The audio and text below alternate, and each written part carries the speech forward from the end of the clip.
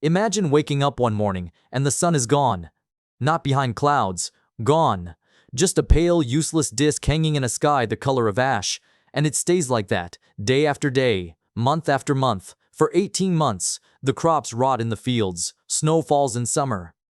And somewhere far away, a mountain you have never heard of has torn itself apart, and you are the one paying the price. That year really happened. And it is coming up in this video. But it is not the only year humanity tried its hardest to die.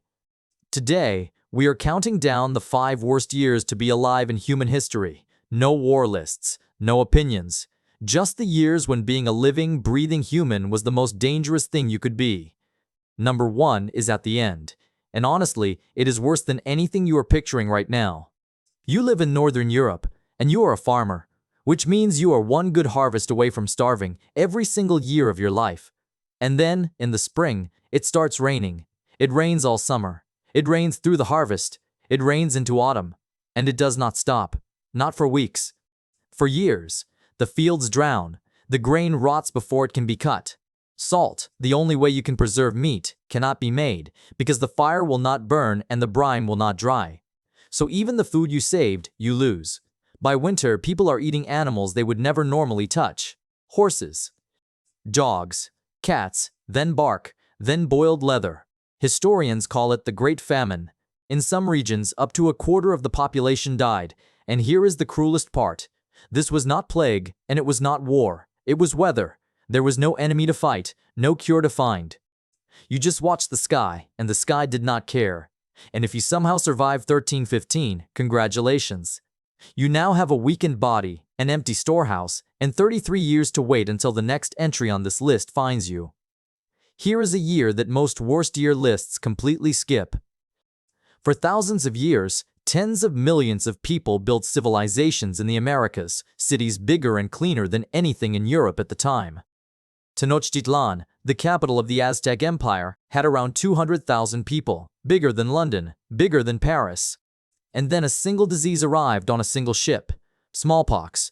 The people of the Americas had never encountered it, not once in 10,000 years. Zero immunity, not weak immunity, none. It moved faster than any army ever could. Whole cities died before they ever saw a European soldier. In 1 year, the disease killed more people than every war in the region combined. Within a century, up to 90% of the population was gone. It was the largest demographic collapse in the history of our species. And the worst part, for the people living through it, was that no one knew what was happening. The disease arrived before the explanation did. Your family sickens, your neighbors sicken, and there is no reason, no poisoned well, no invading army, just the end of everything, one household at a time. If you were born in the Americas around 1520, you did not just live through a bad year, you lived through the end of your world. You probably saw this one coming. But stay with me, because the version you know is the polite version. The Black Death reaches England, France, and Italy. And it does not behave like a disease, it behaves like a predator. With a normal plague, you have time. Time to run, to quarantine, to hope. The Black Death gave you days, sometimes hours. One morning you feel fine, by evening there is a swelling under your arm. By the 3rd day, you are gone. In Florence, the writer Boccaccio watched it happen and wrote that people dropped dead in the street mid-sentence. Parents abandoned their sick children. Priests refused to give last rites because the priest himself would be dead by Friday. Cities ran out of graves.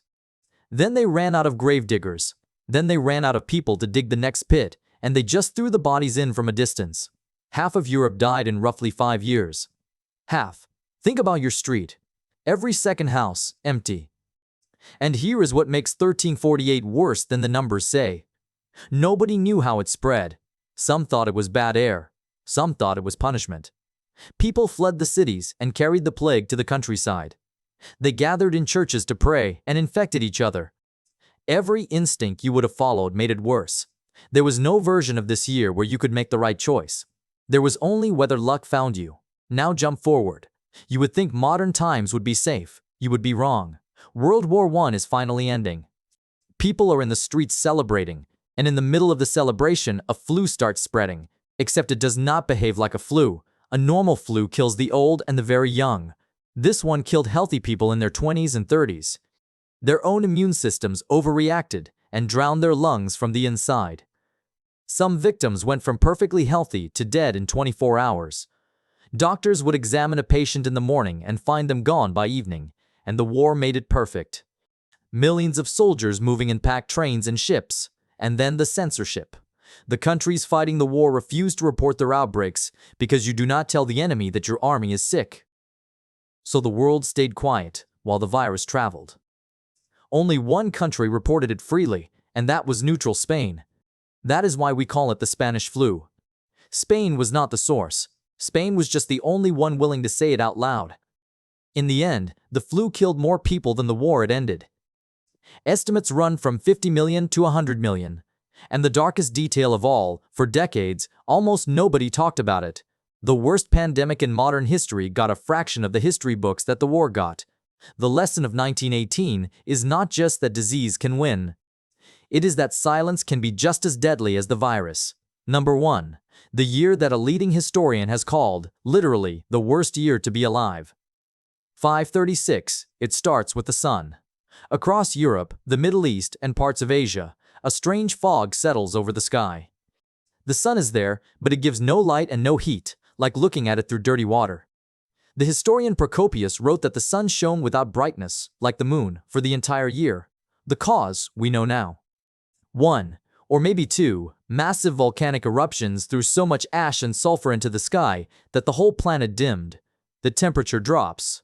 Crops fail from Ireland to China. Summer frost kills the grain. Famine spreads across 3 continents at once. And then, while humanity is weakened and starving, the plague shows up. The plague of Justinian arrives a few years later and kills tens of millions. What is left of the Roman Empire never recovers. The late 530s kicked off one of the coldest decades in 2,000 years. Here is why 536 beats every other year on this list. In 1348, you could flee. In 1918, medicine was at least trying. In 536, there was nothing. No enemy you could fight. No germ you could see. No season that would save you, because the seasons themselves had broken. The sky was wrong, and nobody alive knew why, or whether it would ever be right again. Imagine living that, not knowing if the sun was coming back. 5 years. Rain that never stopped. A world ended by one ship. A plague that moved faster than fear. A flu the world refused to talk about, and the year the sun went out. And here is the quiet, comfortable truth. You are watching this video in one of the safest times humans have ever lived, right now, in this moment. So which of the 5 would you survive the longest? Be honest, tell me in the comments. And if you want the other side of this video, the best years to be alive in history, let me know. That one might surprise you even more.